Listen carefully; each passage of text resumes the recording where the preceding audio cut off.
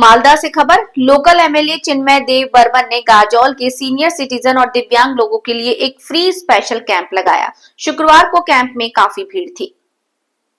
60 साल से ज्यादा उम्र के 940 सीनियर सिटीजन और दिव्यांग लोगों को कई तरह के इक्विपमेंट, हियरिंग एड चश्मे, वॉकिंग स्टिक, व्हीलचेयर और दूसरी चीजें फ्री में बांटी गईं। इस प्रोग्राम में गाजौल विधानसभा एमएलए चिन्मय देव बर्मन, मंडल प्रेसिडेंट बंकिम सरकार, सोशल वर्कर चंचल प्रसाद चक्रवर्ती, आदित्य मंडल, बीना कर्तिनिया और दूसरे लोग मौजूद थे।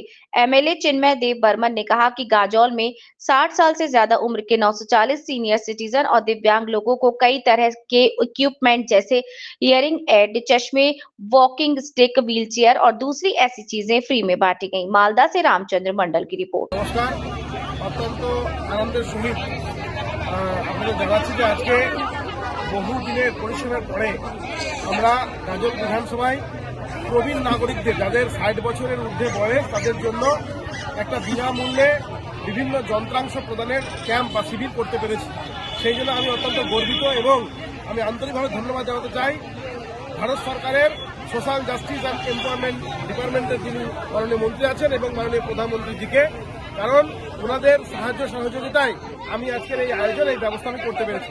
গাজলের 940 জন আর পৌর যারা 60 বছরের উপরে যাদের বয়স, এরকম বার্ধক্য মানুষদের বিভিন্ন প্রয়োজনীয় যন্ত্রাংশ যেমন কানের মেশিন, চোখের চশমা, হাঁটার জন্য walking stick, wheel chair with commode, এরকম অনেক কিছু জিনিস, প্রায় 17 রকমের জিনিস 1,09,00,000 টাকার আমি আজকে সবার মাঝে আর বিতরণ করতে পেরেছি। সেজন্য আমি অত্যন্ত গর্বিত এবং আনন্দিত।